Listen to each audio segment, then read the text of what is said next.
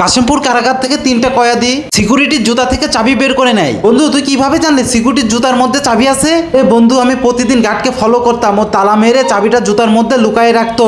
বস আমরা তো ধরা পড়ে যাব। আরে হারামখোর চুপ কর, চুপ বয়, বেশি কথা বলিস না। স্যার বড় বাবুর কল আছে, কথা বলেন। বন্ধু এটাই সুযোগ, এই সুযোগেই পালাতে হবে, চল। 3জন এসে তখন তালা খুলতে লাগে। 3টা কয়েদি যদি পালায় তোমাদের দুজনকে কিন্তু রাজমিস্ত্রির কাজে লাগাই দিব।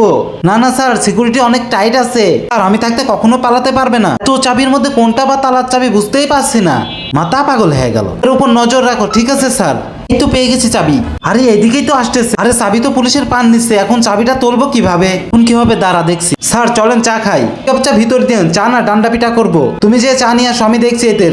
শোনেন না স্যার, যা ভিতরে যা। এখন কি করবো চিন্তা করিস না, আমি আসি তো। স্যার চা নেন। চুপ থাক। তখনই কয়েদির একজন চাবিটা তুলে নিয়ে তালাটা খুলে ফেলে। গেট খুলে 3জন এক এক করে পালিয়ে যায় এখান থেকে। আরে গেট খুলে কিভাবে পালালো? আরে এবার তো চাকরি ছেড়ে রাজমিস্ত্রির কাজে যেতে হবে।